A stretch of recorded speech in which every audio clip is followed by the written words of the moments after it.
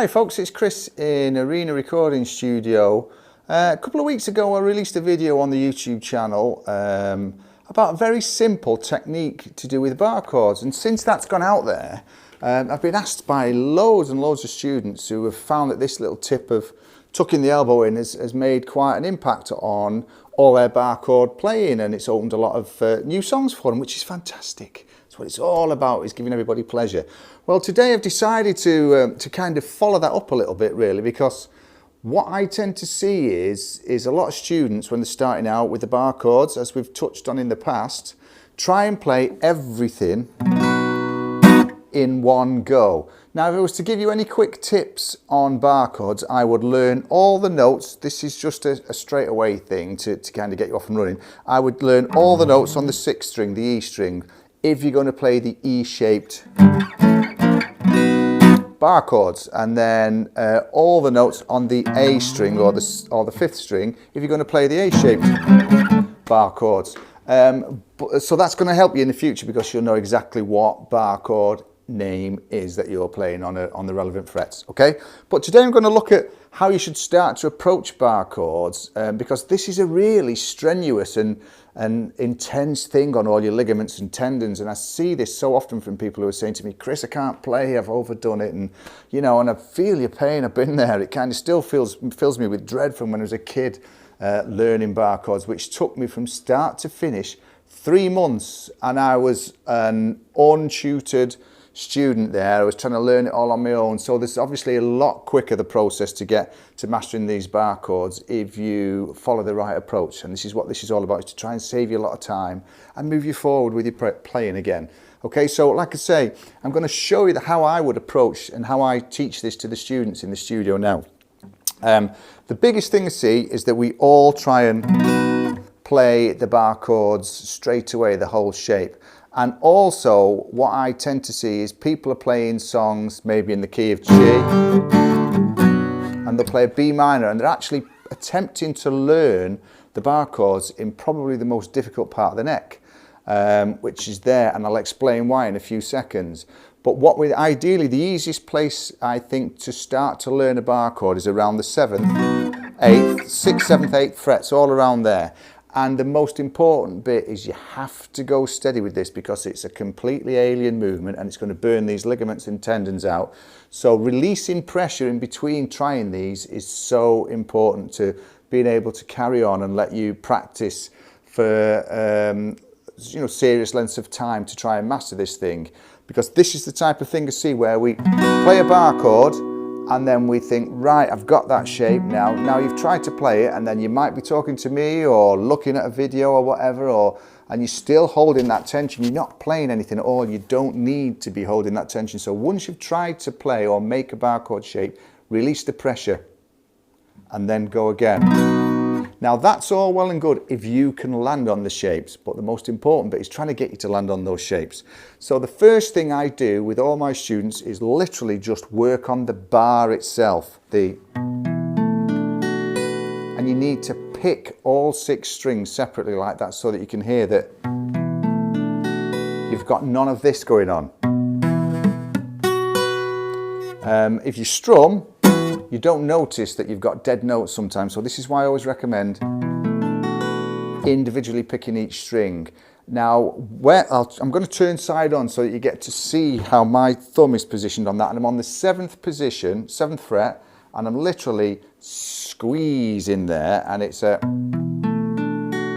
Okay, and again, if you remember the previous video, see how my elbow is tucked in. It's tucked in on that. Okay, now when we descend down the neck, well, that's a good one for me, descend. When we go further away from that holy bit, what it kind of does is forces the elbow in a little bit more, and the finger actually is quite flat on the frets around the 7th fret. But by the time I get to the 1st fret, my finger is kind of like this. I'm going to squeeze the frets and then hopefully ingrain the strings into my fingers, and I'll show you where that is, and you'll see it's not literally flat against my fingers, so hopefully you can see where that is. That's where I bar the strings on the 1st frets. So as I go down my finger rotates more and more. So it's kind of on the side by the time you get to the first fret. So this is why it's very difficult when people are trying to learn bar chords, and we're always seeming to try in this area of the fretboard. Go up to the 7th or 8th fret, get that right, then release. Just the first finger. We're only looking at building the strength in this bar. This is the big problem that we see. We're trying to create and build strength in 4 fingers in one chord. It's virtually impossible to do straight away, so just go nice and steady. Build that up. Give yourself 10 repetitions. Go 1, release, 2, release, 3, release, and so on, and just give yourself 10. Try that 2 or 3 times a day, maybe once a day at first, see how you go. Then when you eventually get to 10 clean repetitions on your first finger bar only, move it up a couple of frets. Because again, you're kind of altering these angles around a little bit, so you're putting different strain and different tension on certain ligaments a little bit differently than the previous position. So again, release, release. Making sure you can hear all 6 strings cleanly. Then when you can do maybe 10 of those cleanly and you're landing on it every time, you're kind of like, woohoo, you're heading in the right direction now, because then you can move down 3 or 4 frets at a time. Then you're going to get this. It's normal, okay? Because again, you're reaching that new threshold of different muscles, different ligaments and tendons coming in. But by the time you kind of shuffle up and down a little bit, from that dodgy one, go back up, make sure you work as close as possible to the one that caused the failure. Then try that one. And you'll suddenly find that all this clicks and you'll be able to, because it's that strength in those tendons and the ligaments, you've achieved it, you've reached that goal. Then you're ready to start to add the other fingers on. And again, because you've already done half the chord, the other half isn't as tough. You've kind of built that strength, that stamina. So again, I'd go around the 7th fret, make sure you've got the bar on, and then pop the fingers on. Relax. Relax. So I'm playing a B major bar chord. Relax. So you take that tension off everything. When you get to say 10 sets of that, 10 repetitions of that, just move it up a couple of frets. And then start to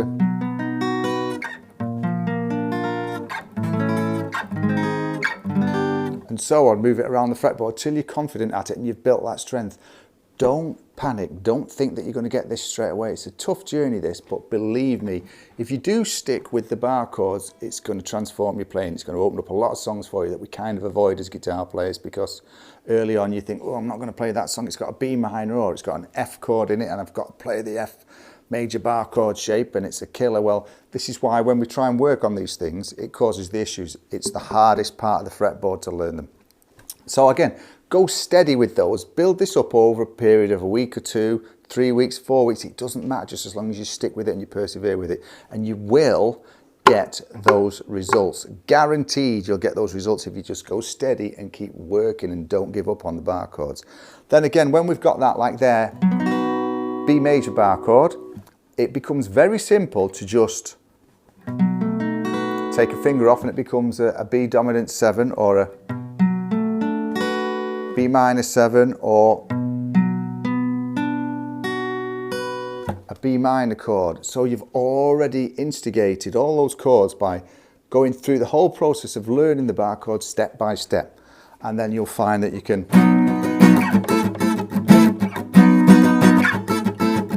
play those minors and majors and all sorts of things to your musical delights. And away you go, you know. So they are a tough thing, it's a little bit of a journey, but if you go steady and you release that pressure on those ligaments and tendons, and you release that tension, and then squeeze, and then release the tension, you'll find that you'll build that up all the time. That's literally, imagine going to the gym and getting a set of weights, and you're gonna go, and you're just gonna hold it there while you do nothing. It's just exactly the same principle. We don't need to do that. You push it up, relax, push it up, relax. It's the same kind of principle. It's muscles. We're just using smaller muscles, that's all. Okay, so that's a little tip on how to start your barre chord career. Please give me a like and a subscribe. It really does make my day, and I do respond and reply to all the comments on the channel. So again, I really love to get your feedback because it helps me to decide what people need, what people are looking for. And as I've always said in all my other videos, music is just an absolutely incredible thing, and it's a fulfilling thing in so many people's lives. So, you know, I want everybody to be as successful as possible and to feel and experience those pleasures and some of the things that music's given me over my lifetime. And it's brilliant. You've just got to stick with it and have that little bit of patience, and I'm sure it's going to come good for you. So as always, from me, Chris, thanks for watching. Stay safe, stay well, and keep on rocking in the free world.